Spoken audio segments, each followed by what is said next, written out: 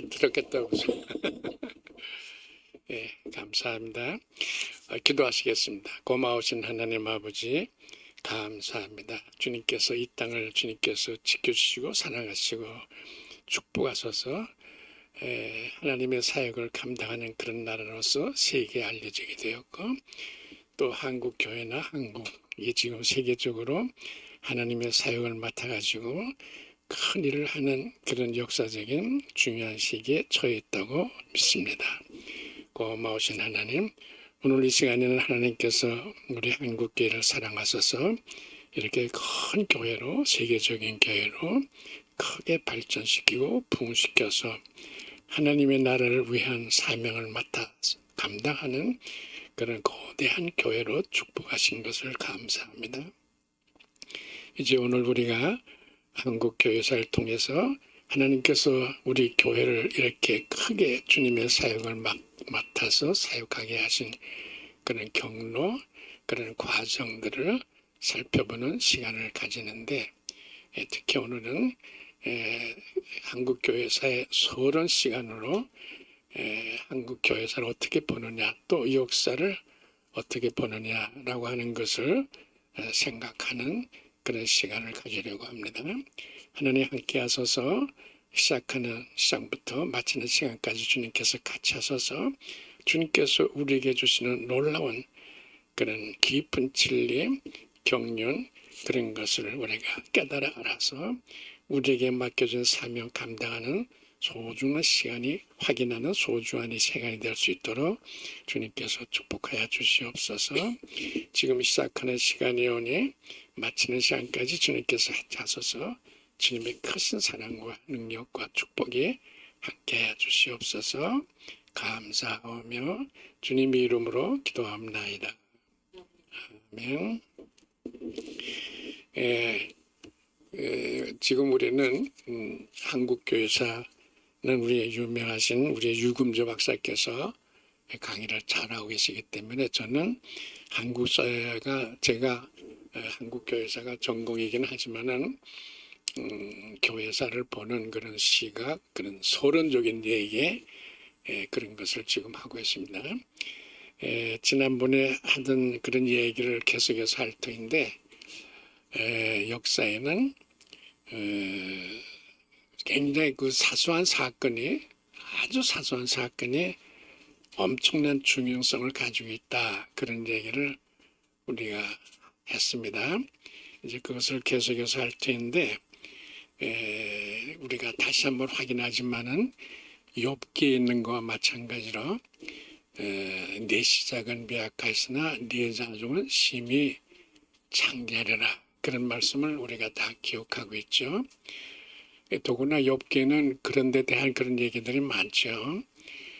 하나님께서는 건부를 쫓아다니신다든가, 또 낙엽을 세고 계신다든가, 또 우리 머리털을 세고 계신다든가, 그런 말씀들이 도처에 있습니다. 그러니까 우리 기독교에서는 건불과 같은, 낙엽과 같은 그런 사소한 일들이 엄청난 중요성을 가지고 있다, 무게를 가지고 있다, 이제 그런 말이 될 거예요. 마침 엊그제 우리가 잘 아는 우리나라의 아주 유명한 가수 김호중 씨가 그 차를 타고 가다가 남의 차를 부딪히고 그러는데 그것을 그냥 지나쳐 갔다, 그런 거가 지금 폭로가 돼가지고 거기에 대한 지금 조사가 아주 심하게 나타나고 있는데, 그는 그는 지나가다가 자동차를 좀 스치고 만나는데 그걸 그냥 스치고 지나갔죠. 그때 다 서가지고 다 얘기도 하고 경찰한테 얘기도 하고 다 그렇게 했으면 괜찮을 텐데, 그 자동차가 스치고 지나간 그 사소한 사건을 그냥 지나친 것 때문에 지금 여러분들 다 뉴스에서 보셨겠지만은 김호중 씨가 아주 어려운 일을 겪고 있죠. 지금 노래하던 것도 다 지금 예약도 어떻게 한다든가 그런 말들도 돌고 있고, 그리고 또 하여튼 상상도 못할 그런 큰 일이 벌어졌죠. 그가 앞으로의 그 노래하는 그런 생애가 어떻게 될지도 모를 정도로 큰 문제가 됐죠. 이런 거 보면은 그 사소한 사건이 얼마나 큰 의미를 가진다라는 것을 우리가 알 수가 있습니다. 물론 우리가 세상 살아갈 때 뭐 그렇게 그 아주 사소한 그 낙엽과 같은 그런 사소한 일들, 그리고 건물과 같은 그러한 사소한 일들을 우리가 뭐 그 일일이 매번 따지면서 매초 그렇게 지나갈 수는 없죠. 그렇게 살면 우리가 뭐 살기 아주 힘들죠. 그러나 문제는 결론적으로 아주 사소한 사건이 사실은 엄청난 결과를 초래한다. 그런 것을 성경은 우리한테 말하고 있다. 그런 얘기고 역사에서는 그런 것이 아주 중요한 의미를 가진다. 그런 얘기입니다.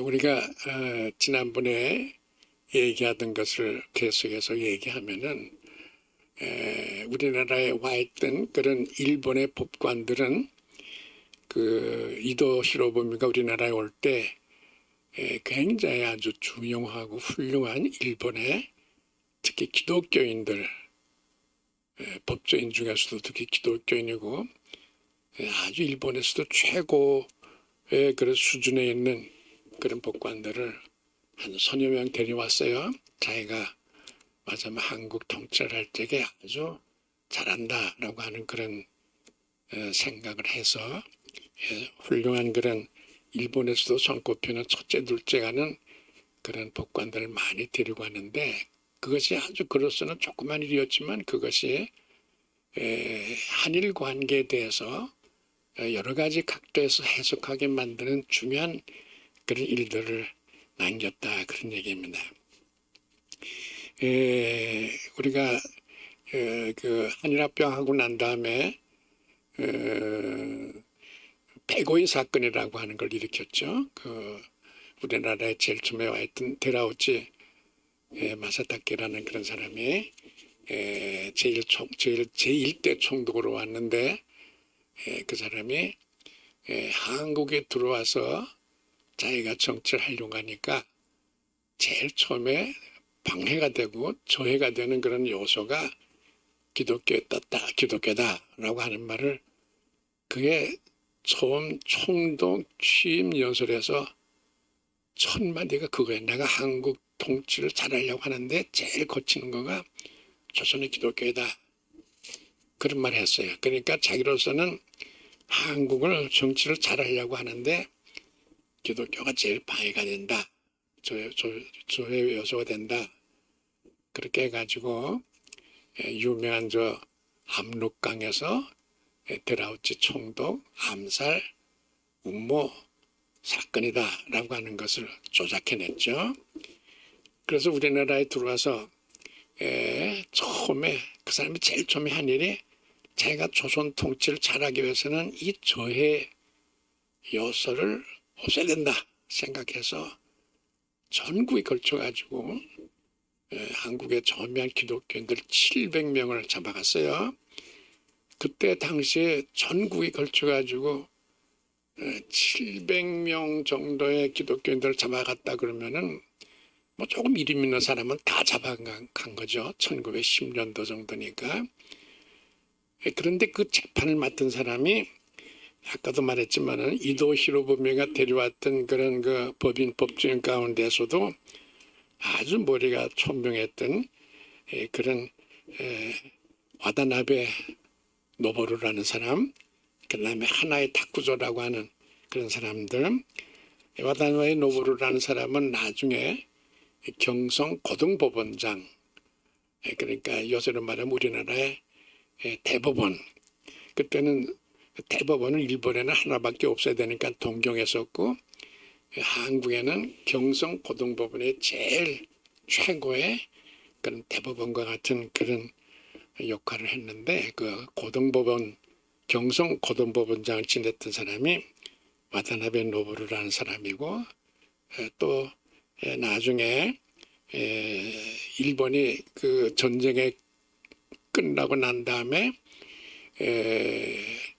연합군에 와서 이제 연합군들이 일본의 전범 정치범죄 한 사람들을 재판하는 그런 과정에서 변호사를 한 사람이 하나의 다쿠조라는 사람인데 그 사람도 한국에 그때 같이 데리고 왔댔어요. 그러니까 대단한 사람들을 데려왔다는데 이 하나의 다쿠조라는 사람하고 와다나베 노부루라는 사람이 이제 그 700명을 잡은 한국의 데라우치 총독 암살 음모 사건이라고 하는 것을 이제 맡아가지고 다 이제 한국 교인을 위해서 변명을 했어요. 변호를 했어요. 이 두 사람이 아주 일본에서도 손꼽히는 그런 고명한 그런 훌륭한 법조인들을 들여다가 이제 그 했는데 700명을 잡아왔는데 결국 실형은 105인만 실형을 주었어요.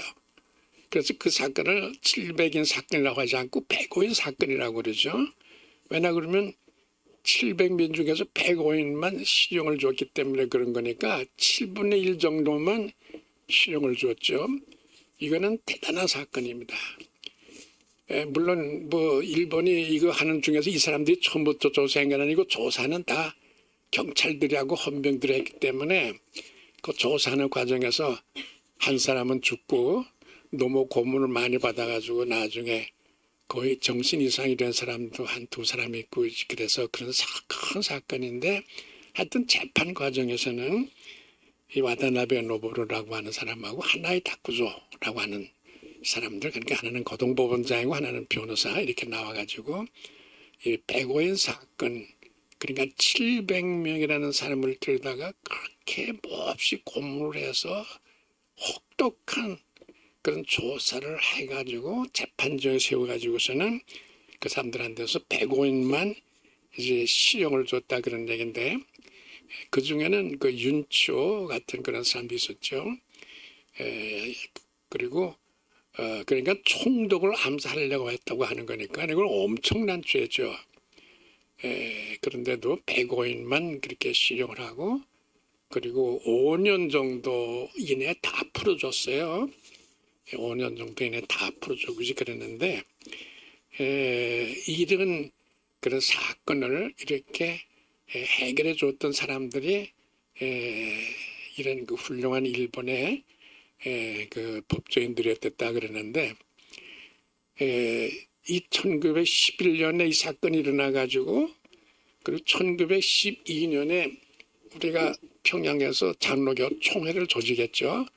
그때 전국적인 그런 총회가 그때 처음 조직됐는데 우리가 그 전에 말을 했는지 모르지만은 우리나라에서 제일 처음에 조직된 전국적인 유기적인 조직이 장로교 노회예요.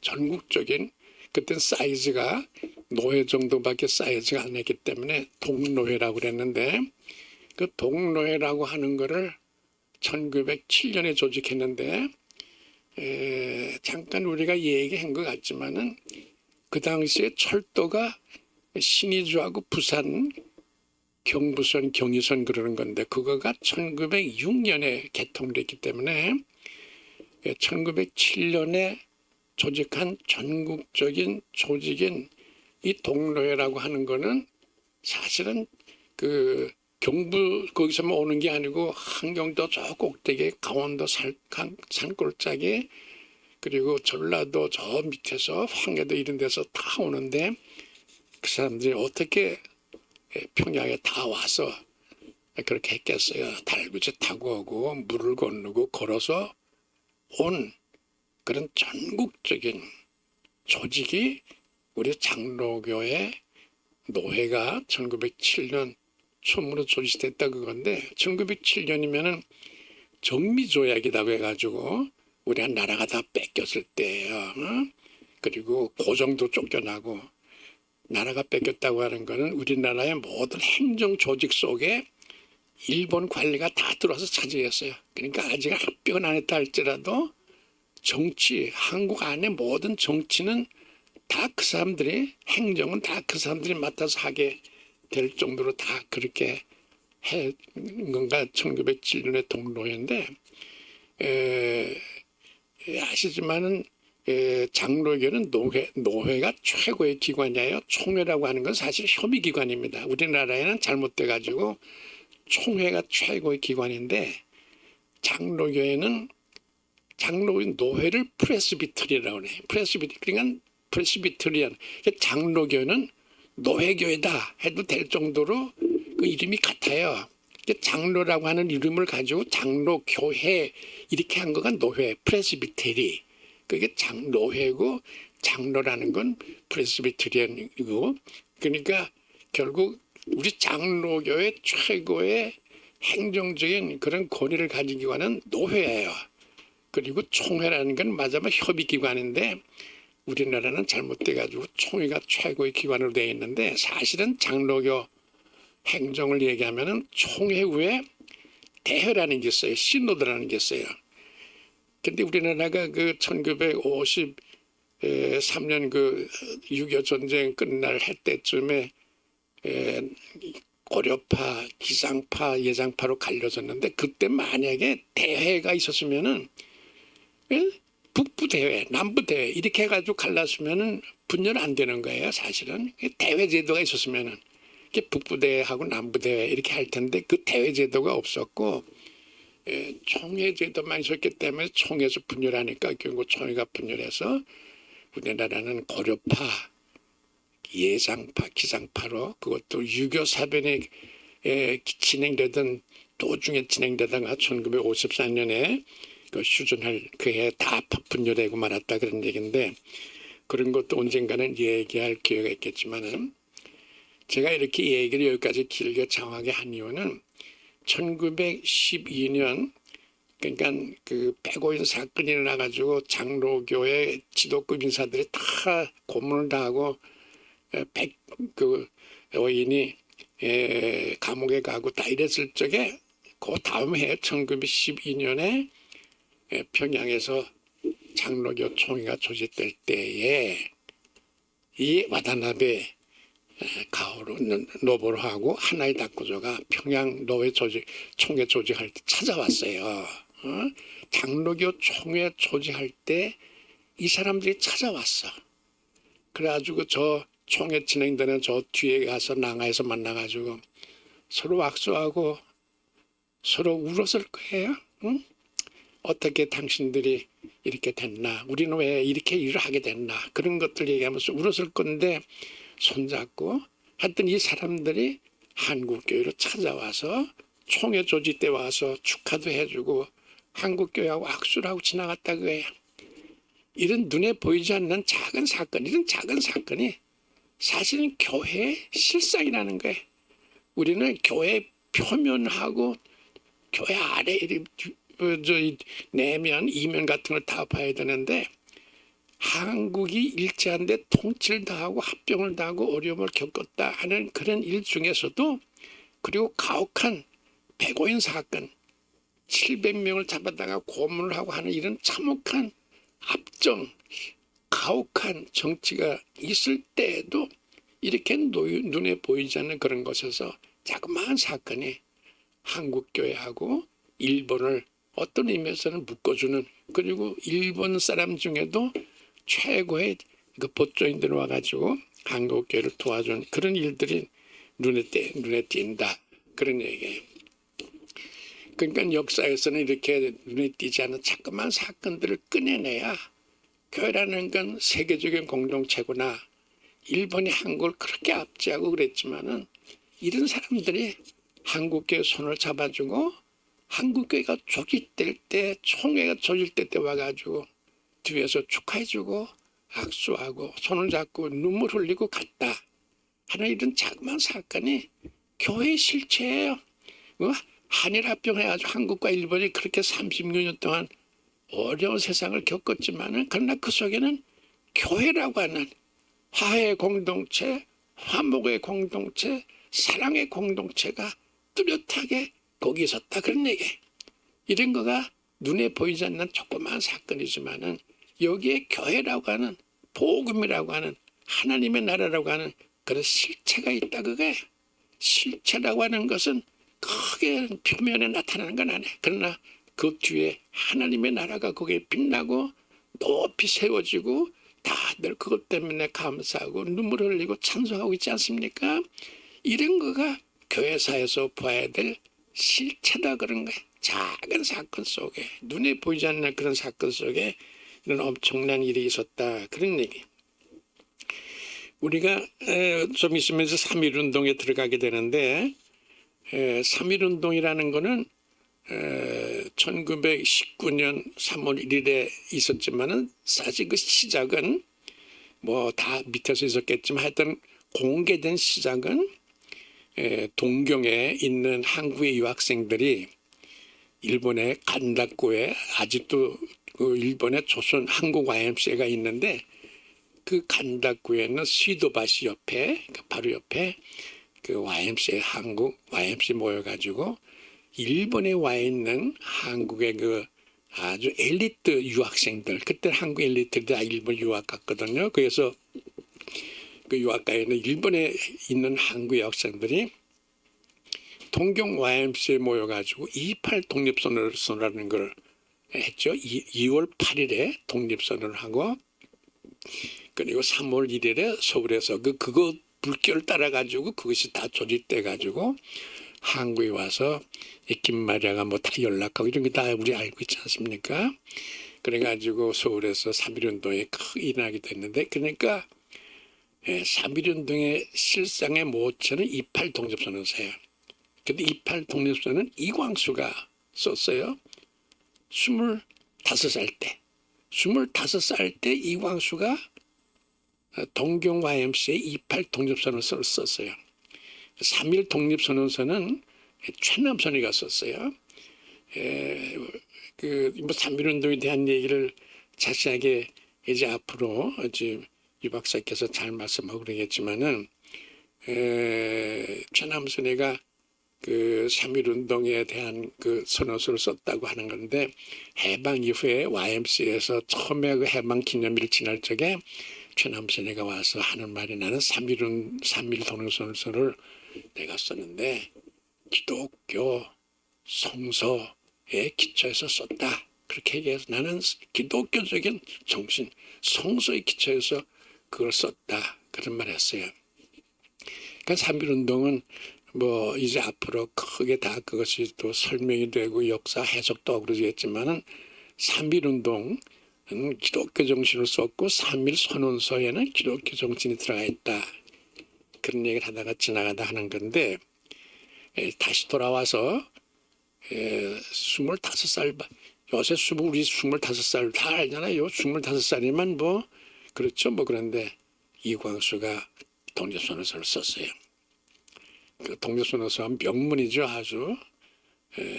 자, 그래서 이제 동경에서 조선 유학생들이 한국 YMCA 모여가지고 독립선언을 했어요. 근데 이 사람들이 한국이 지금 일본에 통찰돼 있는데 독립 어쩌고 하는 그런 말을 하는 거는 반란이고 역모예요. 이거는 혁명이에요. 지금 우리나라에 와 있는 중국 사람들이 한국에서 만약에 중국 독립 뭐 이런 말 하면 그건 큰일 나죠. 뭐, 그지? 그러니까 일제 때 우리 조선은 일제 하에 있는데 독립선언서를 썼다는 얘기는 큰 반역이에요. 근데 그 YSP에서 독립선언서를 쓰고 그 사람들이 이제 그 경찰한테 알려지게 돼서 경찰 와서 다 잡아갔는데 잘 들어보세요. 일제 치하에서 조선의 독립을 말하는 것은 반란이고 그 혁명이고 이거는 역모예요. 역모. 이거는 반국가 행동이고 엄청난 죄예요. 독립선언서네요. 일제 밑에서 조선을 독립한다는 얘기는 반란이고 역모고 혁명이에요. 그런데 여러분 제 말씀을 잘 들으세요. 일본 동경에서 재판했는데 이 2.8 독립선언서가 그때 한 행동이 출판법 위반이야. 혁명 뭐 반란 역모 이런 말이 없어요. 출판법 위반이야. 이 출판 독립선언서 이걸 하는데 왜 출판법 보고하지 않고 했느냐 그게. 이런 얘기가 세상에 어디 있어요. 여러분 독립선언서가 왜 출판법 위반이에요. 여러분 오늘인가 내일인가 저거 한중일 이 중국하고 한국하고 일본 세 정상들이 모여가지고 지금 회의를 하고 있지 않습니까? 근데 우리가 일본과의 관계 일제 밑에서 우리가 시달렸다 그런 것 때문에 일본과의 관계가 아직도 많이 그 억울하게 얘기돼 가지고 지금도 뭐 친일파다 그런 얘기들 하고 축창들자 뭐 그런 말들 하고 있는데 뭐 얘기가 자꾸 넓어질 가능성이 있지만은 2차 대전 쪽에 미국과 일본이 싸웠잖아요. 근데 일본은 그때 진주만 공격을 몰래 했어요. 가서 선전포고도 하지 않고 진주만을 공격하고 난 다음에 선전포고를 했어요. 아주 비겁하죠. 그리고 이것이 태평양 전쟁, 태평양 전쟁이라고 하는 그렇게 그 2차 대전 그렇게도 말을 하는데 미군이 전사자만 48만 명이 죽었어요. 그 부상자는 뭐 어마어마하게 많지만은 전사자만 48명이 죽었어요. 일본하고 싸워가지고 일본이 미군을 48명이 죽었다고 해요. 그리고 일본은 또 얼마나 많이 죽었겠어요. 뭐 제가 정확하게 그 일본의 사상자는 조사하지 않았지만 뭐 3배, 4배가 되겠죠. 그리고 히로시마 그리고 나가사키에 떨어진 원자폭탄 때문에 시민들 다 죽고 어마어마한 그런 전쟁을 한 건데 지금 미국과 일본은 손을 붙잡고 얼마나 지금 우호관계 두터워요. 그렇게 어마한 전쟁을 치르고 난 다음에도 저렇게 하고 있잖아요. 완전히 일본하고 지금 미국은 아주 굳은 그런 우방으로 지금 함께 나가고 있다. 그런데 지금 우리는 그래서 윤 대통령이 일본하고 중국하고 한중일 이 아시아에서 이 세 나라가 연합해야만 그리고 연합해서 나가야만 유럽의 EU 유럽연합과 같은 그런 거하고 대결할 수 있고 강한 그런 공영권이 되겠다. 그래가지고 지금 대단히 아주 어려운 그런 일회를 성사시켜가지고 하고 있습니다.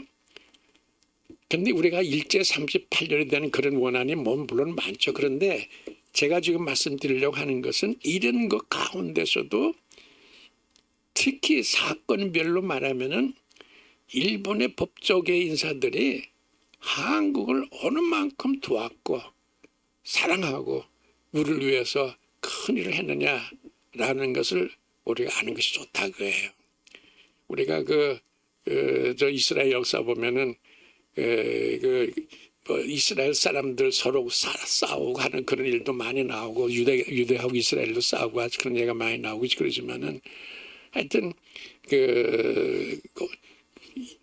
그 속에서도 국제적인 관계 그런 거로 해가지고 새롭게 무슨 일을 시작하려는 그런 그룹들이 많았죠. 하여튼 제가 오늘 얘기하려고 하는 그런 핵심이 일본과 한국의 그런 38년 동안의 그런 억압 가운데서도 이런 사건들 눈에 보이지 않는 사건들이 있었다. 그런 얘기예요. 이런 것을 한두 가지 더 얘기하고 지나갈 텐데 3.1운동 때도 독립운동이죠 그거가. 근데 뭐 얘기를 이거 3.1운동을 얘기하기 위한 그런 지금 그거가 아니고 서론적인 얘기를 하는 거니까 이 문제를 그렇게 깊이 들어가려고 하지 않지만 3.1운동도 일본 쪽에 보면은 완전 반란 운동이죠. 반역 운동이죠. 독립운동이니까. 그런데 그 3.1 운동에 대한 그 주도자들에게 대해서도 그 범죄가 반란죄, 혁명죄 무슨 이런 거가 아니고 소요죄예요. 소요죄. 시끄럽게 왜 이렇게 시끄럽게 하느냐 그게. 시끄럽게 하는 소요죄에 다 걸렸지 반란이라든가 혁명이라든가 그런 말은 없다 그런 얘기예요. 그 일본 재판소에서 이것을 반란죄로 취급하지 않았다 그러네. 수천 명의 사람들을 대개 다 소요죄 소유죄를 시끄럽게 했다 그거야. 소유죄로 처분했고 뭐 반란이라든가 무슨 혁명이라든가 그런 말 한 거는 7사람인가 6사람밖에 없어요. 전국의 운동인데도 불구하고 딱 이런 걸 보면은 이 아주 자그마한 사건 속에 기독교라고 하는 것이 무언가라는 걸 보여주는 그런 일들이 있었다 그런 얘기. 특히 그 우리가 3.1운동 얘기할 적에는 그 독구도미 소호라는 사람의 얘기를 하는데 독구도미 소호라는 사람은 일본에서도 초낭파를 그저 쉽게 만날 수 있는 대단한 사람이에요. 황도파라고 그러죠. 황도파, 초낭파. 황도파 아주 거물이고 그 초낭도 그저 연락만 하면 가서 만날 수 있을 정도의 그런 대단한 사람인데 어떻게 우연하게 3.1운동 때 경성신문사에 고문 비슷한 그런 걸로 잠깐 와 있었어요. 근데 그때 3.1운동이 생겼어요. 자, 다시 말할게요. 이 독구도미 소호는 일본의 최고의 맞으면 인물이에요. 초나하고도 아무 때나 만날 수 있을 정도의 대단한 사람인데 우연하게 한국의 3.1운동 때 경성신문사, 지금 서울신문사죠. 서울신문사는 언제나 당시의 정부기관지예요. 공화당이면 공화당, 또 무슨 민주당이면 민주당, 한나라당이면 한나라당, 언제나 정부기관지가 서울신문사예요. 일제 때는 그건 경성신문인데 경성일보는 그건 항상 총독부 기관지예요. 그 총독부 기관지 감독으로 와 있었는데 그때 3.1운동이 일어났을 적에 이 사람이 경성신문사가 그 서울프레스라고 하는 그런 영문신문을 냈어요. 그 영문신문에 논설을 수십 개 썼어요. 그 수십 개 쓴 거가 다 일본의 관원들이 한국의 3.1운동을 야만적으로 탄압하고 있다. 그거 까는 거야? 이렇게 야만적으로 어떻게 한국의 그 운동을 이렇게 진압하고 이렇게 죽이기도 하고 그러느냐. 그런 거를 막 거기다 쓰는 거예요. 그 당시에 경성일보가 총독부 말하자면 그 기관지인데 거기다 계속 쓰는 거예요. 이거는 유럽에서 그 야만으로 이름난 사람들이 훈족이라는 게 훈족이다 그러면은 유럽에서는 야만인들이거든요. 독일에 들어오고 그래 게르만들하고 들어왔던 그런 사람들인데 이거는 훈족들이나 하는 일이지 문명한 일본이 할 수 있는 얘기는 아니다. 그런 얘기를 하고 있었어요. 논란이 나네. 이런 것들을 우리가 역사에서 찾아내야만 기독교라는 것이 어떤 일을 하는 건지 우리가 알 수 있다 그런 얘기예요. 예? 독구도미 소호 서울신문사의 경성일보의 고문인데 감독인데 그때 서울프레스라고 해가지고 거기다가 영문 사설을 계속해서 써가지고 일본의 그 군경들이 3.1운동을 야만적으로 탄압하고 있다 공격했다 그런 얘기. 또 한 사람은 내가 꼭 얘기해야 되는데 이것도 한국 역사에서 별로 알려져 있지 않는 그런 사람인데 그때 총독부에 한때 종교국이라는 게 있었어요. 종교국. 이것이 3.1운동 지나와서 얼마 후에 없어지고 말았는데 한때 한 7, 8년 동안 뭐 어떻게 종교국이 있었는데 그때는 우리나라 총독부에 국이 있었어요. 뭐 항무국 뭐 이런 게 있었는데 그때 그 사람들 부르기를 항무국장이라고 부르지 않고 항무국 대신 이렇게 불렀어요. 총독부가 이제 말하자면 한 정부의 최고 기관이니까 이름은 일본에 따라 가지고 부라고 부를 수 없으니까 문교분이 이런 거 부를 수 없으니까 국이라고 불렀지만은 부르기는 대신이라고 불렀어요. 항무국 대신이라고 이렇게 부르고 있었는데 그때 항무국 대신이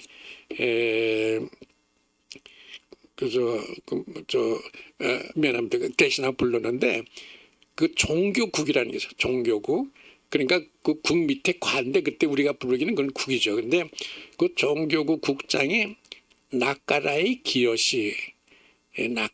기요시라는 사람이 있었는데 그 나카라의 기요시라고 하는 사람은 그 한문을 쓰면은 재밌어요. 나카라의 낙가 기엇인데 반자 반이라 반자 그 이는 우물정자 그러니까 반정이 우물이다 그런 얘기야. 그리고 기엇이는 청자 맑을 청자거든요. 그러니까 이 사람 이름은 참 재밌어요. 우물의 반은 깨끗하다 그게. 낯가라의 기엇이 우물의 반은 깨끗하다. 반정청 이렇게 되는데 이 사람은 대단해요. 일본 군경이 3.1운동을 하는 한국 사람들을 저렇게 야만식으로 탄압하고 있다. 그리고 이런 새끼들이 그 일본 말로 모노라고 하는 건 새끼라는 말도 되고 물건이라는 말 이런 새끼들이 있다. 그런 말까지 써요. 한국의 조선 독립을 외치는 조선 사람들에게 폭력을 쓰는 새끼들이 있다. 그 폭력을 쓰는 게 지금 일본의 경찰과 헌병이거든요. 그런데 총독부 최고의 관리가 이 3.1운동을 진압하는 일본 군경한데 모노가 있다 그래. 모노 새끼들이 있다 그래. 물건들이 있다 그래. 이런 걸 어떻게 써요? 그 총독부 저 문서에다가 이것은 물론 그다지 공개 안 되고 해방 이후에 곤도 갱리치라는 사람이 3.1운동에 대한 자료집을 냈어요. 아주 거기에 그 사람의 얘기했던 거가 그대로 나와요. 역사하는 사람들이 이런 걸 찾아낼 때 묘미가 있는 거고 이런 걸 찾아내야만 역사에 보람이 있는 거죠. 일제 때 천황폐 최고의 인물 그리고 조선 총독부의 국장 정도 사람이 오히려 일본 사람들 욕했지 한국 사람 욕하지 않았다가 일본이 왜 이렇게 야만식으로 탄압을 하느냐 그런 사람인데 이 낯가라의 기요시는 해방 이후에 일본에 가가지고 잘 들어보세요. 8군데 도지사를 했어요. 일본에는 도가 현이라고 그래. 갱. 시마네 갱 무슨 나가사키 이 갱이라고 그러는데 현이죠. 현. 8군데 도지사를 지냈어. 낯가라의 기요시라는 사람이. 이 낯가라의 기요시라는 사람은 여러분들이 지금이라도 위키피디아 보면 나와요. 이런 사람들 우리가 찾아내서 총독부 최고의 관리 중에도 한국 편에 섰던 사람들이 있다. 우리 편이 누가 있나? 우리 편이 누군가? 이 사람이 기독교인이다 아니다 그거는 그 기록이 없어요. 근데 기독교인이 아닌 이 사람인데도 이렇게 엄청난 일을 하고 있었던 사람이 있다 그런 얘기고 제가 이 지금 일제에서 눈에 보이지 않는 지푸레기 같은 건물 같은 그런 사건들이 있었다 하는 얘기를 지금 하고 있는데 한 사람만 더 얘기하고 지나가려고 그래요. 그러니까 3.1운동 때 우리를 도왔던 사람이 실제로는 독구도미소 천황파 거물 그리고 총독부 종교국장 낯가라의 기요시라고 있는 건데 내가 이 말을 한마디 하고 가야 될 것 같아요. 그때 서울에 일본 사람들의 교회가 있었어요. 경성교회라고. 지금 조선일보 바로 뒤에 옛날 독수교회 우리가 일제 때 일본 교회를 해방 이후에 그걸 차지해가지고 독수교회가 거기서 시작했어요. 독수교회가. 근데 그 자리가 일본 서울 경성교회 경성의 일본 교회 위치예요. 거기가. 근데 그 교회가 경성에 있었던 그 일본 교회였기 때문에 일제 때 일본 고위 관리들로서 예수 믿는 사람들 다 거기 나왔어요. 그 사람들의 교족부가 있죠. 잘 들어보세요. 그 사람들 교족부가 있는데 그 교족부를 가지고 그때 아카츠키라는 그런 일본 목사가 있었는데 그 사람이 해방되고 나서 일본에 가져갔는데 우리가 무슨 국제회 할 때 그 아카츠키라는 사람의 아들이 제가 만났어요. 근데 그 아들이 하는 말이 그 일제 때 경성교회 일본 교인들의 교족부를 가지고 있다 그거야 자기가. 그래서 그걸 내가 뭐 좀 보자고 그러니까 그렇게 귀소한 걸 함부로 할 수 없다 그러면서 그래서 내가 서울에 와가지고 그때 그 독수교회 목사가 손인웅 목사예요. 손인웅 목사인데 내가 이 교회 옛날 일제 때 교회 목사의 아들이 지금 이 교회 명부를 가지고 있다. 그러니까 그 아들 한번 서울에 초청해서 한번 대접하고 그리고 명단을 그 명부를 한번 우리한테 넘겨주면 어떠냐 하면 이렇게 한번 하라. 이렇게 해서 이 독수교회가 전신이 경성교회니까 그 역사도 알게 되고 또 그 교회에 나왔던 일본 사람들의 이름도 알게 되고 그러면 좋지 않냐. 그랬더니 내가 이거 공개적으로 지금 이것이 나가는 텔레비에서 이런 말해서 안 됐지만은 손인웅 목사가 그때 아이 그 사람들 나쁜 놈들 안 만난다고 그랬어요. 그래서 그 사람을 나는 내 생각에는 그 사람을 초대해서 한번 잘 대접하면서 그 명단 얻어놓으면은 그 굉장히 역사적인 자료가 돼요. 왜냐하면은 그 명단 저는 못 봤지만은 일제시대 때 일본 교회 경성교회에 나왔던 사람들이 제가 알아요. 왜냐하면 그때 총독부의 제일 높은 사람 아까 말한 와다나베 노보루 그 경성 고등법원장이 그 교회에 나왔어요. 그리고 해군 대자가 나오고 그리고 잘 들어보세요. 3.1운동 때 저 수원에 무슨 교회죠? 그 수원에 제암리 교회를 때려부시고 불태운 놈이 아리따라고 하는 일본 헌병 중인데 그것이 경기도 헌병대에 속해 있었던 놈이거든요. 그 놈이 근데 그 경기도 헌병대 대장이 그 아비 이와오라는 사람인데 아비 이와오라는 사람이 그 교회 교인이야. 헌병대. 그건 경기도 헌병대장이 그 교회 교인이야. 어?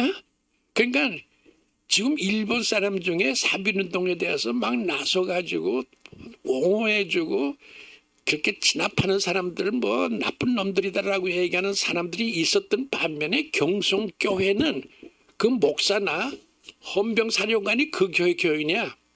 그래서 그 교회 교인들은 오히려 3.1운동을 진압한 3.1운동을 불태워버린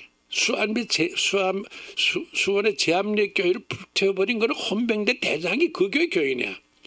아비이와오라고 그런 사람이 그게 있었는데 이런 거 보면은 그 교회 명단을 교회 명단을 가지고 한번 그 보면은 굉장히 역사적인 자료가 되고 역사가 풀리는 그런 것이 있었을 텐데 그런 것을 우리가 지금 못하고 있다. 그런 거가 좀 아쉬운 거죠.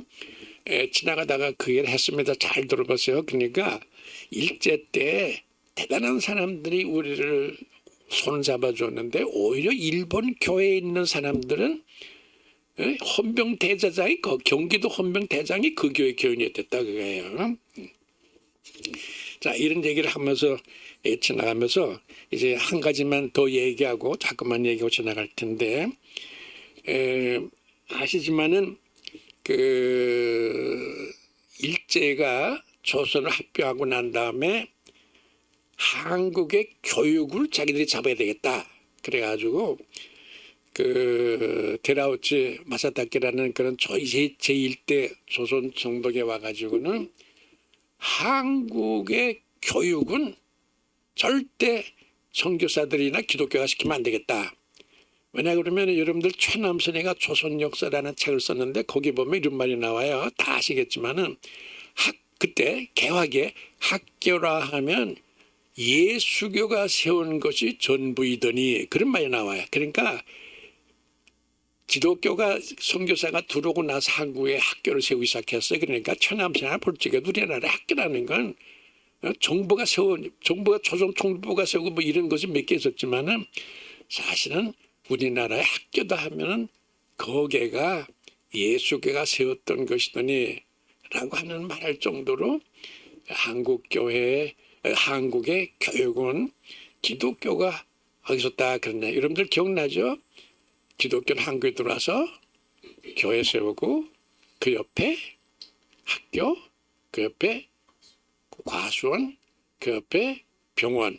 그래서 한국 군대화를 한국 교회가 시작했다. 그런 말을 우리가 좀 하고 싶는데 이 아까 말한 그런 그 데라우치가 와가지고 우리 조선을 통치하려면은 기독교가 교육을 해서는 안 되겠다. 기독교가 교육을 못하게 하는 거야. 그래가지고 학교에는 절대로 성서를 못 가르치게 하고 성경을 가르치고 선생도 못 쓰게 하고 이렇게 하는 거가 조선 사립학교령이에요. 그러니까 이 사람은 들어오자마자 사립학교령을 했는데 사립학교령을 2번, 3번, 4번 발표해 매번 그때마다 더 가혹하게, 더 혹독하게 기독교 교육을 못하게 사립학교 개정령이라는 게 몇 개에서 쭉 나오고 그래요.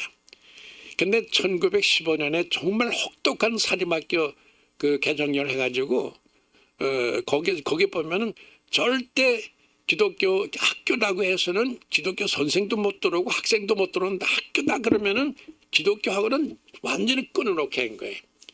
그래서 완전히 기독교하고 학교를 끊어놓는 그런 일을 이제 그 데라우치가 한 거예요. 그러니까 선생도 기독교 선생 쓰면 안 되고 성서도 가르쳐도 안 되고 기독교 학교도 세워도 안 되고 하여튼 교육하고 기독교는 완전히 끊어놓게 하려고 하는 그런 사립학교령을 수없이 발표했는데 제일 가혹한 것이 1915년에 나왔다 그거예요. 여러분들 잘 듣고 계시죠? 1915년에 제일 가혹한 조선에서는 절대로 기독교와 관계된 사립학교는 못 세게 돼 있고 학교에서 절대 성서를 가르쳐도 안 되고 성서를 가르치는 선생도 있어서는 안 되고 자 그러는데 잘 들어보세요. 이제 1917년에 연희전문학교하고 세브란스 의학전문학교가 기독교 연합재단으로 총독부의 허가를 받아. 무슨 야지 아시겠어요? 자 들어보세요.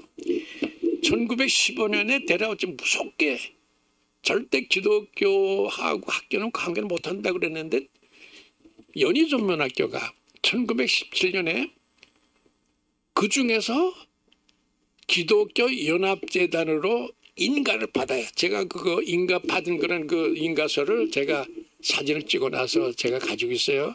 이 목사도 가지고 계시오? 그런 거가 있어요. 근데 그때는 하세가와 요시미츠라는 사람의 총독, 데라우츠는 육군 원수고 하세가와는 해군 대장이에요. 하세가와 요시미츠라는 사람은. 근데 데라우츠는 1915년에 가자마자 일본에서 죽었고 하세가와라는 사람이 총독이 있을 때인데 그때는 데라우츠가 낸 그런 가혹한 법이 살아있을 때 근데 그런 법이 발표된 2년 후에 어떻게 연희전문학교가 공공연하게 기독교 연합재단으로 인가를 받았는가.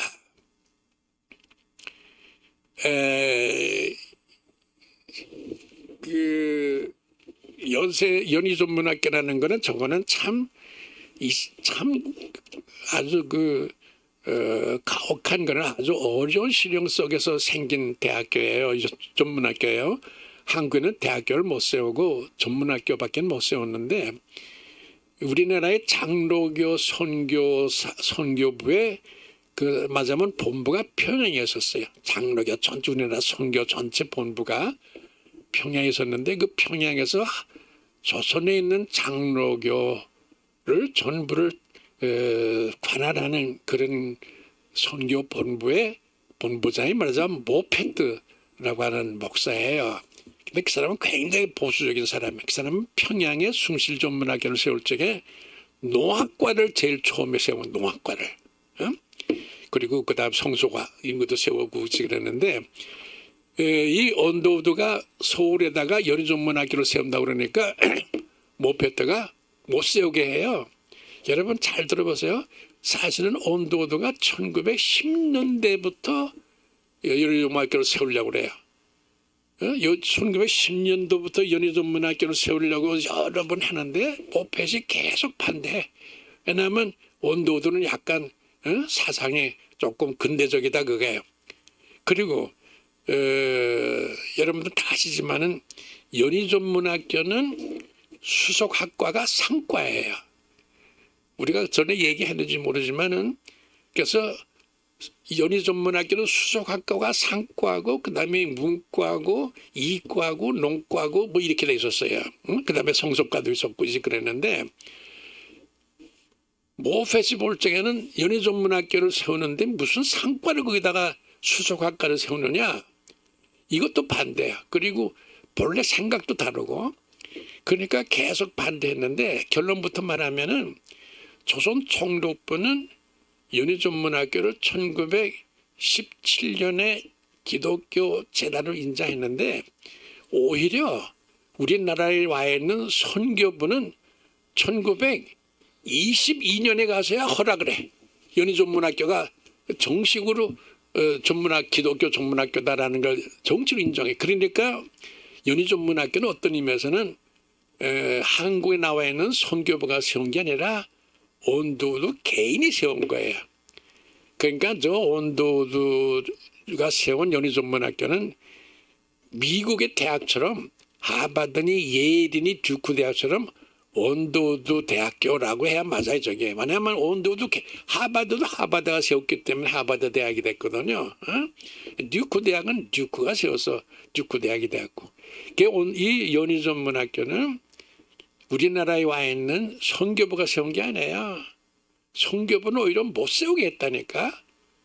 그래서 온도우두가 할 수 없이 1915년에 세우면서 자기 형의 돈을 막대한 돈을 받아가지고 저 연희동 지금 연희동 저거 뭐 땅값이 대단한데 그때 연희동을 완전히 깡식으로 해요.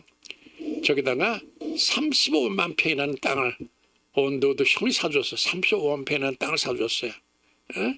저거 지금 연희동에 저 신촌에 한 평에 저거 지금 수천만 할 거예요. 35만 평 어때?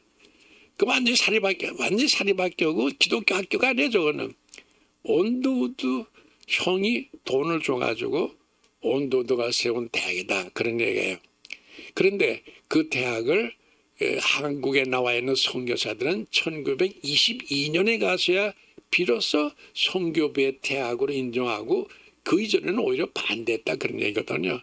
그러니까 연희전문학교는 어떤 의미에서 한국에서는 맞아요. 선교부를 거역하고 세운 그런 거. 그래서 그런 인상이 쭉 있어가지고 내가 처음에 연세대학에 들어갔던 것이 52년에 들어갔는데 그때만 하더라도 그 연세대학에 왜 들어갔냐 그래서 그 이단 학교를 왜 들어가느냐 뭐 그러면서 그랬대서요. 그런 거가 쭉 지금까지 내려왔댔다 그런 얘기. 그 얘기를 잘 정리해서 다시 돌아가면은 연희전문학교가 선교부도 반대했고 총독부도 반대했던 그런 온도의 위대한 그런 높은 비전이 연희전문학교를 세웠고 그리고 앞으로 한국이 오늘과 같은 자본주의 국가, 산업국가 된다 그래가지고 상과를 수소학과를 세웠어. 그게 연전상과 그러면은 그 당시 한국 사람들의 꿈이에요. 예? 우리 아버지도 배제고등학교 다니다가 명신고등학교 재령이 명신고등학교 졸업했는데 일제 때 약정상이라고 하는 국가시험 쳐가지고 약정상을 했는데 항상 나도 지금 뭐 많이 들어 어렸을 때 내가 연전상과만 나왔어도 그런 말을 수없이 들었던 생각. 그러니까 옛날 우리나라에서는 젊은이들이 연전상과가 꿈이에요. 사실 연전상과 나온 사람들이 근대 한국을 만들고 오늘의 한국 산업사회 이렇게 엄청난 세계 6째로 가는 그런 큰 나라를 만드는데 연전상과 출신들이 큰 공을 했다. 그리고 연전상과라고 하는 것을 세운 기독교에 큰 공을 했다. 그런 말이 되는 거예요. 말이 나온 김에 일제말이 가혹했습니다. 일제말까지 민족산업이 둘이 있었어요. 하나는 평양 섬유, 하나는 평양 고무고업, 그리고 또 하나는 무슨 개성의 고려 실크, 그러니까 코리아 실크라는 그러니까 우리는 여러분도 아시지만은 그 고려 그 실크는 그 개성에서 만든 실크는 그 비단에다가 염색을 하는데 여러분 비단은 이상해서 염색을 하기 힘들어요. 근데 비단에다가 염색을 하는 기술이 또 개성에밖에 없었어요. 개성 기독교인들. 그래서 일제 말기까지 사실은 한국의 민족 산업은 평양 고무고업 그리고 평양 섬유고업 그렇게까지 했댔는데 하여튼 한국 산업을 이렇게까지 끌고 온 게 기독교의 힘이 컸댔다라는 것을 말하기 위해서 제가 이 말까지 한 건데 자 지금 다시 돌아와 가지고 그렇게 가혹하게 기독교 교육을 반대했던 그런 한국에 그렇게 가혹한 또 사립학교 규정령이 내렸던 1915년을 지나서 1917년에 어떻게 기독교 연합재단, 공공연하게 기독교 연합재단, 세브란스 의학전문학교, 연희전문학교가 총독부 하세가와 요시미츠의 공인을 받는다 그거예요. 여러분 이게 어떻게 된 거예요? 생각해보세요. 일본 총독부가 얼마나 가혹한데요. 근데 사립학교령이 나온 그때 기독교 연합재단으로 연희전문학교하고 세브란스 전문학교가 의학전문학교가 총독부의 공인을 받아요? 이건 미스테리야. 이거 연구하는 게 기독교의 큰, 이거 아마 유금주 박사가 연구했을 거예요. 유금주 박사 어디 멀리 계시오? 한번 대답해봐요. 어떻게 된 거야 이거? 어? 이거 연구했어요. 이 박사가 가지고 아주 여러분들한테 앞으로 잘 가르쳐 줄 거예요. 그때 나중에 전쟁이 끝나고 난 다음에 연합군의 전쟁 그 범죄를 재판하는 그런 연합군 재판소가 동경에 세워졌어요. 유엔군 연합군 재판소가 세워졌어요. 그때 그 유엔군 재판소에 변호사를 맡았던 사람이 두 사람이 있어요. 하나는 에자와 히로아키라는 사람이 있었고, 그리고 또 하나는 우사미 가쪼라는 사람이 있었는데, 우사미 가쪼라는 사람이 총독부 내무국장이에요. 이거는 유금주 박사가 연구를 많이 해서 어딘가가 발표했어요. 여러분들께서 유 박사한테 잘 들으면 될 텐데, 총독부의 우사미 가쪼라는 사람이 원도들을 만났어. 원도들하고 친해요. 원도들을 만나가지고 몇 가지 얘기해서 요거 요렇게 하면은 된다. 그렇게 해가지고 기독교 연합재단으로 인가를 받았다. 그런 얘기예요. 오늘 여기서 공개적으로 여러분들 앞에 이런 얘기하는 거는 조금 힘들 거예요. 이제 유 박사가 나중에 조용하게 잘 말해드릴 텐데 하여튼 이 연희전문학교에 기독교 대학으로 인가를 받는 데는 연희전문학교 전체 때문이 아니라 연희전문학교의 신학과라고 하는 그런 거를 넣어라. 그래서 신학은 기독교라는 개념보다는 학문이거든요. 그러니까 학문을 가르치는 거가 신학과거든. 그러니까 그 신학과라는 거를 세워가지고 그거를 가지고 연세대학교가 기독교 대학을 되는 그런 묘한 프로세스를 법적으로 잘 묘하게 깔아가지고 이렇게 인가를 받게 한 거예요. 그러니까 총독부가 기독교 대학 안 된다 그러면서 오히려 원도들 만나가지고 이렇게 하라 가르쳐 주는 거예요. 이게 역사라는 거예요. 역사에는 표면에 있는 공개적인 그런 것들 아니라 아주 자꾸만 구석에서 보이지 않는 그런 뒤에 숨어진 조그만 사건이 역사를 바꾸는 게, 연희전문학교가 기독교 대학으로 받은 거는 총독부의 대신급 우사미 가쪼하고 에자와 히로아키라는 사람의 도움을 받아가지고 오히려 그 사람들의 서제션에 의해서 이렇게까지 하게 됐다. 그런 얘기거든요. 이런 것들이 역사에서 우리가 배워야 될 가장 큰 그런 미스터리다 그런 얘기. 그러니까 역사는 공개된, 그러니까 지금도 마치 우리 지금 정치 보면 다 공개된 거 있잖아요. 뭐 야당, 여당, 뭐 그저 이재명 뭐 다 이렇게 돼 있잖아요.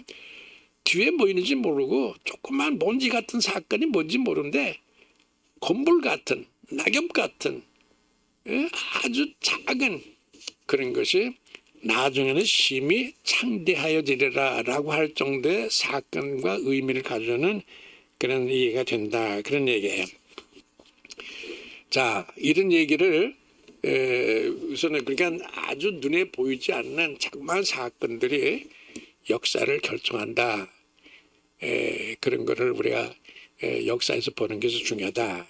그런 얘기인데 그런 얘기를 하면서 실제로 역사에서 정말 중요한 그런 것들은 오히려 공개된 거는 오히려 뭐를 감추기 위한 그런 것일 수 있어요. 어떤 때는 아주 작은 사건이 눈에 보이지 않는 그런 건불과 같은 그런 조그마한 사건이 역사를 결정한다. 그런 얘기예요. 다시 말하지만은 아주 자그마한 사건 그런 것이 그 한문 중에 그런 말이 있어요. 일미진중 할십방 합십방 조그만 먼지 안에 수십 개의 사건이 있다 그러네. 일미진중 조그만 먼지 속에 수십 개의 사건이 있다 그런 얘기. 그러니까 한문에서도 이런 걸 알고 있는 거죠. 아주 작은 사건 속에 헤아릴 수 없는 그런 많은 사건이 일어난다 그런 얘기인데 역사에서는 이런 것을 찾아내는 게 역사의 묘미고 사실 그런 거가 역사를 결정한다 그런 걸 하는 걸 알 수가 있어요. 자, 여러분 코카콜라 알아요? 코카콜라? 나만 홍콩에 갔더니 그 용어를 한문으로 바꿔 쓰는 그런 거가 굉장히 잘하더라고요. 코카콜라를 홍콩에 갔더니 크게 광고가 전광판에 광고가 나는데 한문으로 가구 가락 그랬더라고요. 가는 가하다 그거야. 가긴 하다 하는 가짜 있잖아요. 구는 입구자야. 또 가하다 그야. 좋다 그거예요. 락 즐겁다 그거예요. 그러니까 입에 아주 입을 능히 즐겁게 하는 입에 아주 즐거운 그게 코카콜라야. 중국 사람들이 한문을 만들 때 아주 기가 막히게 한문을 하는데 한문에는 발음이 같은 거가 뭐 수십 개니까 그 묘한 것들 골라내면 아주 재미있는 말이 돼요. 펩시칼라는 어떻게 쓰는 줄 알아요? 펩시칼라? 어찌 알아요 또? 요 박사님 혹시 펩시칼라? 펩시칼라는 백가지라는 백자. 씨는 사자야 사. 가는 가하다 그야. 락은 즐거운 락자. 그러니까 백사가 가히 즐겁다 그야. 백사 가락이야. 펩시칼라가 백사 가락. 100가지 일이 다 즐겁다 그야. 백사 가락. 이런 식으로 한문을 쓰고 있는데 그 한문을 그렇게 쓰고 있는 그런 것들 묘하게 쓰는 것이 많더라고요. 언제 기회가 있으면 다시 또 얘기하겠지만은 미국에 코카콜라 회사가 있어요. 그 얘기를 지금 내가 할 텐데 지금 얘기하는 거는 역사에는 대단한 거가 결정하는 게 아니고 아주 미세한 네 시작은 미약하였으나 네 나중은 심히 창대리라 그런 말 하면서 욕게 나오게 얘기했다 그랬죠 아까. 건불, 낙엽, 머리카락 이런 것들이 사실은 엄청난 중요성을 가진다 그런 건데 우리나라에 그 레인이라고 하는 그런 선교사가 왔었어요. 레인이라고 하는 선교사가 감리교 선교사인데 내가 친구가 오재식이라는 사람이 있었는데 월드비전도 회장하고 이러면 아실 거예요. 혹시 오재식이라고. 근데 그 사람하고 친하고 나하고도 아주 친했어요. 레인이라고 하는 미국의 감리교 선교사가 와 있었어요. 근데 50년대 초에 왔었는데 그 사람이 나중에 미국에 가서 공부해가지고 박사가 돼가지고 그 에모리 대학의 총장이 됐어요. 에모리 대학의 총장이 됐어요. 근데 그 레인이라는 사람이 나중에 에모리 대학 총장하다가 한국에 옛날에 선교사로 가 있었으니까 아주 한국하고 미국하고 관계가 어려울 때 대사로 좀 가라 그래가지고 미국 대사로 잠깐 한국에 왔댔어요.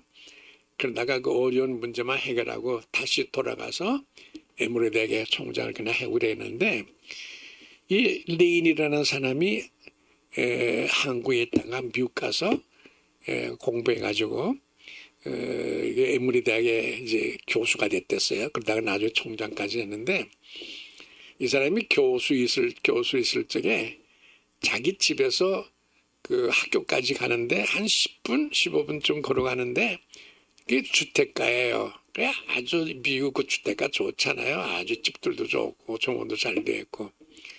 근데 그런데 늘 이 사람은 걸어 다녔어요.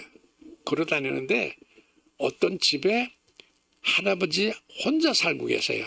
그 할아버지가 혼자 살면서 낙엽도 쓸고 뭐 잔디도 깎고 뭐 창도 닦고 그러면서 지나시고 그래 할아버지 혼자서.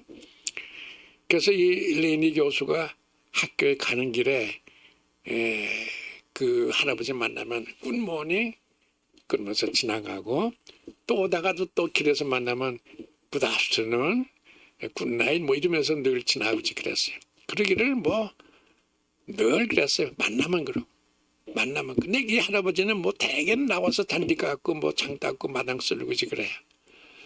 늘 굿모닝 굿아프터눈 뭐 그때 이러면서 지나다니는데 어떤 날 갑자기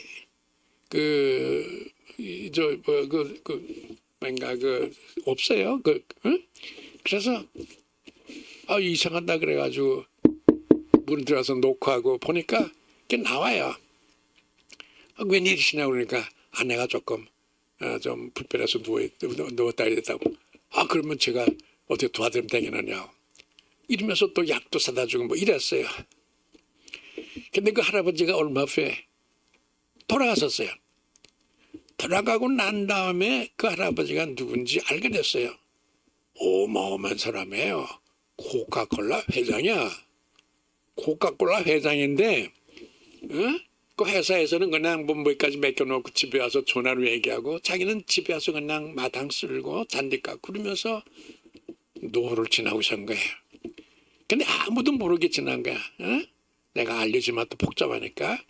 그런데 이 레일이라는 사람은 목사니까 선교사로 왔던 목사니까 늙은 할아버지가 혼자서 애쓰고 그러는 게 안 되시니까 늘 가서 안녕하세요 건강하세요 이러면서 지나다니고 또 눈에 안 보이면 들어가가지고 녹화해가지고 괜찮아요 그러면서 또 약도 사다 주고 이러니까 이 할아버지가 굉장히 감동받아가지고 이 할아버지가 코카콜라 할아버지가 회장 돌아가면서 코카콜라 주의 0.4%를 레이니한테 주라 그랬어요. 그게 지금으로부터 한 3, 40년 전인데 그때 0.4%면 그때 또로 2조 원이야. 그러니까 지금 또로 하면 한 20조 정도 될 거예요. 코카콜라의 주의 여러분들 다 아세요? 지금 매일매일 현금이 제일 많이 들어오는 회사가 코카콜라야. 이 코카콜라는 모스크바에도 있고 뭐 저 베르네 없는 데가 없어요. 코카콜라가 현금으로서는 제일 장사 어마어마한 회사인데 그 회사에 주를 이만큼 주는 거예요. 몇 조 원을 주는 거야 그때 돈으로서. 지금은 몇십 조가 될 거예요. 그러니까 레니가 그거를 혼자 가지겠어요? 그러니까 그거를 에모리 대학에 들여놨다고요. 그러니까 에모리 대학에서 네가 총장하라. 그래가지고 그 사람이 에모리 대학의 총장이 됐다. 그런 얘기가 이거 유명한 얘기입니다. 그러니까 이 아주 작은 한 가지 일. 이 사람은 그냥 예수 믿으니까 나이 많은 할아버지가 혼자 일하는 게 너무 혼자 일하니까 그래서 내가 친구가 돼야 되겠다 그래가지고 그저 뭐 큰 거 한 것도 아니야. 그냥 굿모닝 굿아프터눈 한 이거가 여러분 엄청난 일을 가져왔다 그게. 이런 거가 세계에서 일어나고 이런 사건들이 세상에서 생겨나는 거가 이것이 역사라는 거고 이것이 세상이라는 거예요. 이런 일들을 하시면서 우리는 살아야 됩니다. 무슨 일인지 몰라요. 그 무슨 일인지 모르는데 그거가 그렇게 엄청난 사건을 가져온다 그런 얘기예요.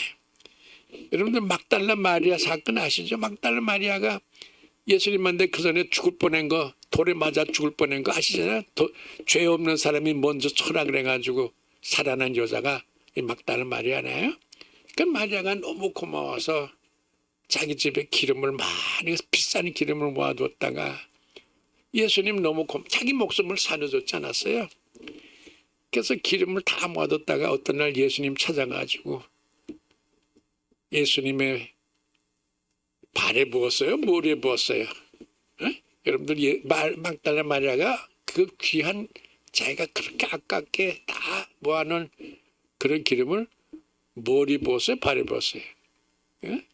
근데 참 묘한 거는 성경에 두 군데 다 나와요. 어디 보면 머리에 부었고 어디 보면 발에 부었어요. 내가 보기에는 머리에 부은 것보다도 발에 부은 게 좋은 것 같아. 오늘 오전에 텔레비 보니까 그 지금 교황이 한 15명 여자들 이렇게 앉혀놓고서는 발을 다 씻어주고서는 그 발에다가 키스하대요. 입맞추대요. 그게 무슨 그 행사야. 그건 교황이 그 어떤 그 남의 집에서 일하는 그런 여자들 몇 사람 갖다 놓고서는 발 씻겨주고서는 입 맞추더라고요. 그 성경에 있는 대로 발 씻겨주고 입을 맞춘다. 그런 거 성경대로 하는 거죠. 그런 거를 상징적으로 했는데 그런 걸 물론 매일 하지는 않을 거예요. 상징적으로 그렇게 예식으로 세레모니를 한 건데 예수님을 만나서 이 여자가 그렇게 자기가 사랑받았던 용서받았던 그게 너무 고마워서 자기는 그냥 제일 좋아하고 아끼는 그런 기름을 예수의 발에 부었어요. 근데 이 조그만 사건이 얼마나 큰 사건이 되신지 여러분들 아시죠? 예수님이 뭐랬어요? 네가 내 장례를 준비했구나. 네가 내 십자가를 준비했구나. 여러분 예수님께서 돌아가시는 거가 인류 역사를 바꾸는 거예요. 이 여자는 자기 집에 있는 기름이 아까운 걸 기름을 갖다가 너무 고마워서 예수의 발에 부은 것뿐이야. 근데 그거가 예수님의 십자가를 준비했대. 예수님의 장례를 준비했대. 여러분 이 자그마한 사건이 역사를 가른 예수님의 십자가를 준비해 주었구나. 이걸 미리 내가 알고 나한테 보여줬구나. 그렇게까지 얘기한 거예요. 여러분 우리는 예수님한테 어떤 일을 하든지 예수님께서 이렇게 말해 주실 거예요. 우리가 아주 자꾸만 일도 예수님 이래서 하고 큰 일도 예수님에서 하지만은 어떤 일을 하든지 간에 우리가 예수님께서는 그렇게 크게 그렇게 귀중한 그런 재산으로 보화로 보실 거예요. 우리는 작은 일 하나하나 무엇이든지 어떤 일이든지 아주 뭐 매일매일 그렇게 한다라는 그런 의식이 아니라 어떤 일이든지 찢을 때에 성실하게 하는 그런 생활을 보내야 된다 하는 그런 느낌이 가졌다는 얘기. 내가 여러분들 황수관 얘기 아시죠? 황수관은 아주 우리나라에서 건강을 얘기하시던 그런 분이고, 근데 그분이 건강 얘기하시다가 어떻게 이렇게 일찍 돌아가셨어요? 왜? 건강하게 살아야 된다 그러면서 뭐 8899 233 뭐 그런 얘기 한 거 아시죠? 8899 234 팔편하게 99세까지 살다가 3, 4일 동안 앓고 죽는다. 3, 4, 3, 2, 3, 4 이틀이나 사흘 앓고 죽는다. 8899 234 그런 말까지 하고 저하고도 아주 친하고 옛날에 아주 자주 만나고 그랬는데 이 황송혜라는 사람 여러분들 얘기 아세요? 혹시 그 얘기를? 이 사람이 여세대학교 교수예요. 근데 이분의 얘기를 제가 이 조그만 얘기에 아까 얘기했죠. 일미진중 합식방 아주 조그만 먼지 속에 10가지 이상의 비밀이 있다 그런 얘기. 지금 우리가 역사에서는 사소한 사건이 큰 일을 이룬다라고 하는 그런 얘기를 하고 있거든요. 이 황수관이라는 사람이 여러분 아세요? 저 대구에 가면 그 옆에 경산이라는 데가 있어요. 경산에 보건소 소장이에요. 의사도 좀 뭐인가 병원도 아니야. 보건소. 약간 그런 거 있잖아요. 그게 경산의 보건소인데 이 사람이 소문에 들으니까 어떤 날 경주에서 무슨 의사들이 모여서 무슨 의학 학술대회가 있다라는 얘기를 들었어요. 그래서 그 소문 듣고 자기도 가서 들어야 되겠다. 그러고 가서 경산에 갔는데 거기가 뭐 맞아만 전국에 그런 의사 학술대회가 열렸는데 뭐 한국에 여러 사람들이 다 왔죠. 뭐 저 구석에 앉고 저 듣고 있었는데 어떤 연세대학교 교수님이 발표하시고 그러는데 아주 참 발표하시는데 놀랐거든요. 그래서 참 감동을 받고 그랬는데 그 다음날 경주에서 기차를 타고 이제 대구 좀 올라오르는데 그 차가 큰 그 객차인데 차가 텅텅 비었어요. 그 타니까 저 끝에 어쩌게 그 발표하시던 그런 연세대학교 교수가 거기에 앉고 있고 자기는 이쪽에 끝에 앉고 있어. 그 큰 객차에 둘밖에 없어요. 그래서 저 멀리 보니까 어저께 그 요란한 발표하시던 그런 교수님이 앉고 계시거든요. 근데 그때 황수관이는 예수를 잘 믿고 있었어요. 그래서 이 사람이 속으로 생각할 적에 아 저렇게 훌륭한 교수님도 예수 안 믿으면 안 되지. 내가 오늘 예수 전도해야지. 그러고서는 갈까 그러다가 저런 사람인데 내가 뭐 시골 뭐 보건 의사가 가서 무슨 뭐 전도를 해. 그리고 망설이고 그러다가 아이 내가 가서 전도해야 됐다. 그 용기를 내가지고 이렇게 걸어가지고 그 높은 사람이니까 뭐 시골 보건사 의사가 뭘 했겠어. 그러니까 그 뭐 침착을 잃었어. 그래서 뭐 여기 앉아도 돼요. 그러면서 옆에 앉았어. 옆에 앉고서는 그냥 그 어색하지. 그러니까 그거 다 주위에서 큰소리로 예수 믿으세요? 예수 안 믿으면 예수 믿으세요. 예수님은 왜 돌아가셨냐고 뭐 당신과 같은 그런 훌륭한 사람도 예수 안 믿으면 이러면서 막 큰소리 야단하면서 예수 믿으라고. 그래서 그러니까 그리고서 숨을 헐떡헐떡 갑자기 얘기하다가 그러니까 연세대학교 그 유명한 교수님이 나도 예수 믿는다고. 그러니까 이 황수관 씨가 아니 그러면 처음부터 예수 믿는다고 그러지 남게 떠들게 긴장이 시켜놓고서 그러십니까? 잘 됐습니다. 감사합니다. 저는 잘 가겠습니다. 그러니까 그 교수가 잠깐 여기 앉아. 이렇게 앉으니까 당신 연세대학교 교수 되고 싶어? 그런 거예요. 아니 무슨 말씀이에요? 지금 연세대학교에서 이런 교수가 하나 필요한데 당신 연세대학교 교수 되고 싶어? 그러니까 아니 무슨 말씀을 그렇게 하십니까? 내가 어제 쪽 회의자에서 보니까 당신은 저기 앉은 걸 내가 봤어. 그런데 진지하고 질문도 몇 개 하는데 아주 초미하더라고. 참 훌륭하고 진지하고 오늘도 보니까 나 같은 사람한테 와서 시골 의사가 예수 믿으라고 전도하고 연세대학에 당신 같은 교수가 필요해. 연세대학교 교수 될래? 아니 무슨 말씀이에요? 물론이죠. 그래서 황수관이가 연세대학교 교수가 됐어요.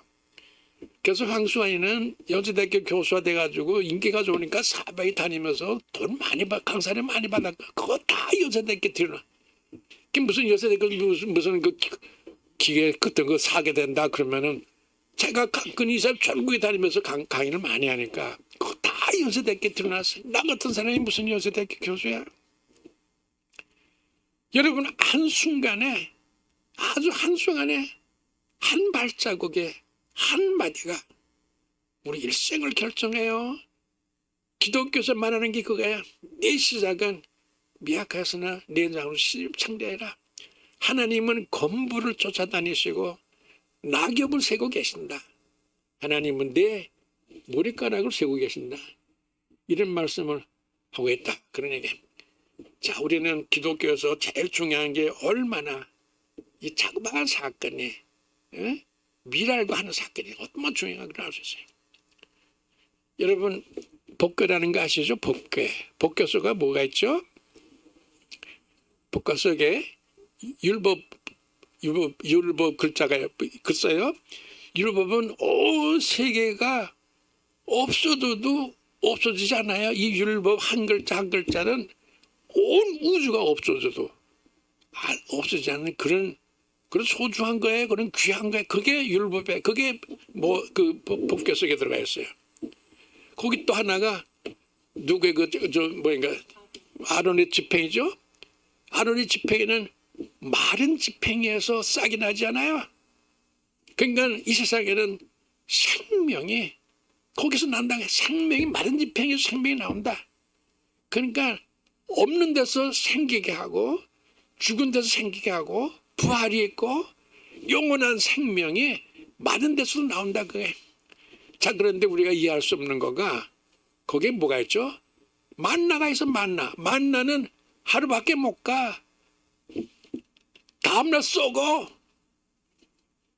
하루밖에 못 가는 만나가 왜 율법의 글자고 같이 있어요? 여러분, 법궤 속에는 영원히 없어지지 않는 율법의 글자고 하루밖에 못 가는 만나가 같이 있어요. 쉽게 말하면 하루밖에 못 가는 만나라고 하는 게 없다 그거야. 그거가 영원하고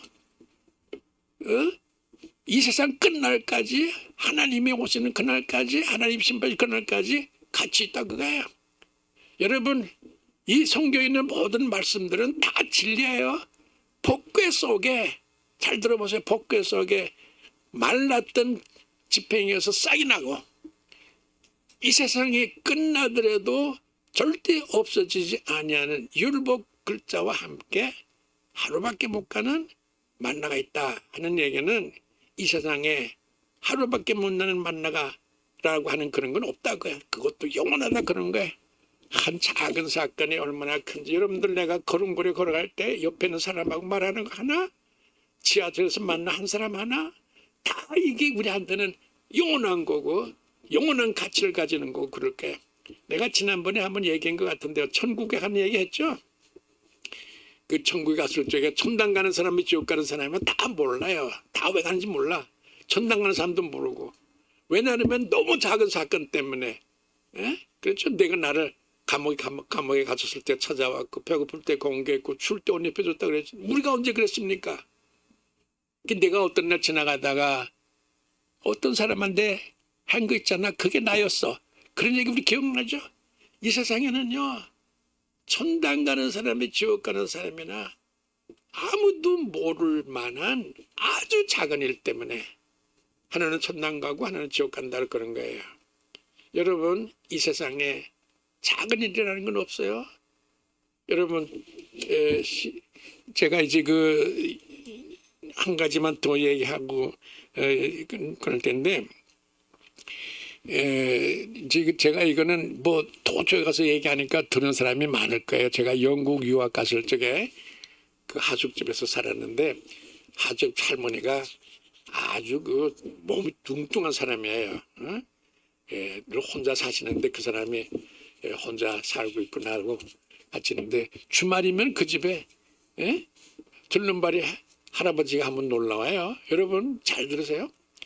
그러니까 이제 주말이면은 뚱뚱한 영국 할머니하고 동양 나하고 절름바로 할아버지 셋하고 주말에 같이 전조를 먹으면서 재밌는 얘기를 하고 그러는데, 놀라운 얘기를 제가 들었어요. 정말 이건 놀라운 얘기 정도가 아니라 대단한 얘기예요. 그 할아버지가, 나 말이야 세계적인 사람이야 그래요. 그래서 내가 뭐 이 조그만 하숙집 할머니만 놀라우는 사람이 무슨 세계적인 사람.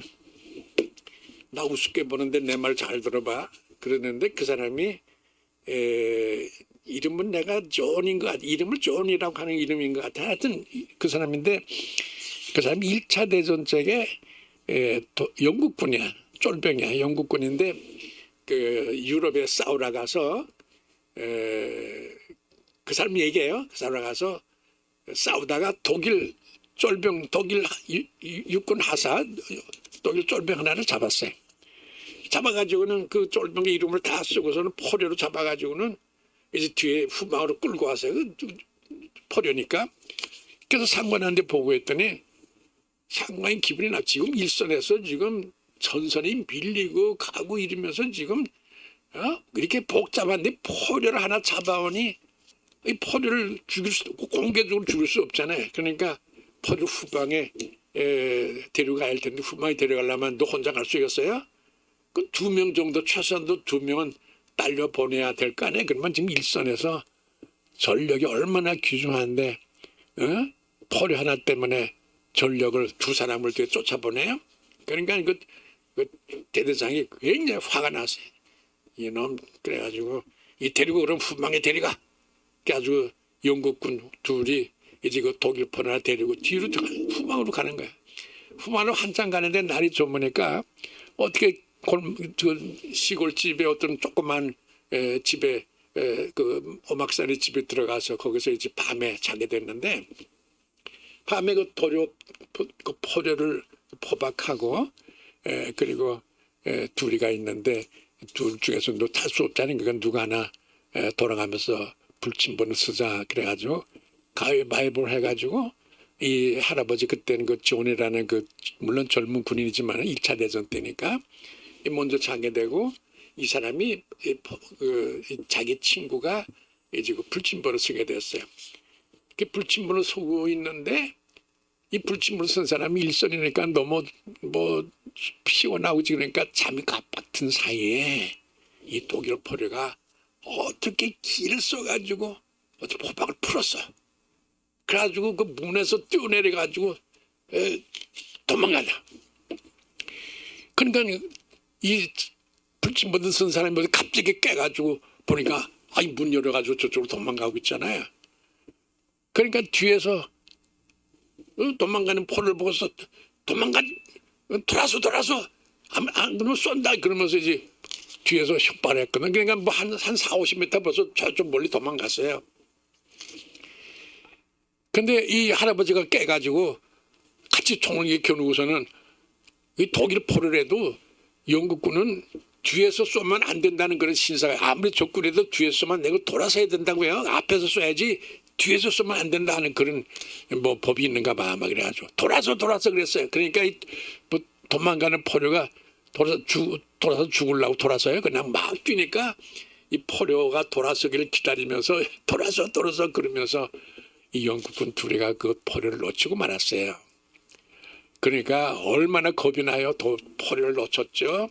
어제 보니까 그 대대장은 뭐 화가 이렇게 나가지고 이 자식들 그런 걸 어떻게 했냐 이러면서 야단했던 소리가 나고 그러는데 이걸 놓쳤으니 이제 돌아가서 어떻게 말을 해. 그러고서 겁이 나가지고 아침에 일어나가지고 둘이 겁이 나서 더벅더벅 걸어가지고 대대장한테 가가지고 우리가 어제 우리가 데려가던 독일포를 놓쳤습니다. 그러니까 이놈들 잘 됐다고 어제 그렇지라도 이런 일선에서 그런 눈치 없는 행동을 하더니 야단하더니 너를 영장감이라고 그러면서 막 소리치면서 누구를 쏘소. 그러니까 이제 그 영국 그 사람이 어저께 놓쳤던 독일 포로 그 계급 군번을 다 썼댔거든요. 읽어보니 이렇게 읽어 잘 들으세요 여러분들. 우리가 놓친 독일 포로는요 독일 육군 하사 아돌프 히틀러 놓친 거예요. 여러분 아돌프 히틀러 아시죠? 세계 1차 대전에서 나왔다가 2차 대전 일으키고 2차 대전에서 여러분들 1차 대전에서 1000만 명이 죽고 2차 대전에서 2000만이 죽었어요. 이 엄청난 사건을 일으킨 본인이 히틀러야. 그 히틀러를 놓친 거야. 그때 돌아서 하지 않고 죽였더라면은 2차 대전 안 일어났을 거고 2000만 명 안 죽었을 거고 세계는 다른 데로 갈 것을. 그러면서 그 할아버지 하는 말이 내가 세계 역사를 바꾸는 사람이야. 여러분 잘 들으세요. 영국 스코틀랜드 에버든 1953년 1959년 에버든 엘스킨 스트리트 6번지에 있는 하숙집에 있는 그 할아버지가 세계의 역사를 바꾼 사람이에요. 아주 시골 할아버지인데 지금 그 사람이 뭐 밖에 나가면 대단하겠죠. 그런데 하여튼 거기서 시골 할머니 집에 놀러 오는 그런 할아버지고 그런 사람이 제가 만났어요. 그러니까 제가 이 얘기를 어디 가나 하기 때문에 들은 사람이 많겠지만은 세계 역사를 바꾸는 것은 엄청난 사건이 아니에요. 여러분들 핵폭탄이라는 거야. 핵은 나눌 수가 없이 제일 마지막까지 가는 게 핵인데 그 핵을 분열을 시킨다 또. 어떻게 핵이 제일 작은데 또 분열시켜요. 그러니까 거기서 엄청난 힘이. 그러니까 세계에서 제일 무서운 게 제일 작은 거야. 제일 작은 거가 제일 무섭다 그러네. 이거가 이런 얘기가 이제 이거 역사 얘기하고 이거 갑자기 통할는지 안 통할는지 모르지만은 사소한 사건에 눈에 보이지 않는 아주 사건에 세계 역사를 바꾼다. 그렇게 아시고 우리가 세상 어디 가든지 큰 것만이 아니라 아주 작은 일들이 세계 역사에 엄청난 중요성을 가지는 사건으로 우리한테 다가온다. 그리고 하나님께서는 그런 것을 살피신다. 그렇게 하시고 역사에는 큰 것이 아니라 작은 것이 의미가 더 크다라는 것을 오늘 배우시고 끝이시기 바랍니다. 예, 고맙습니다. 안녕히 계세요. 예.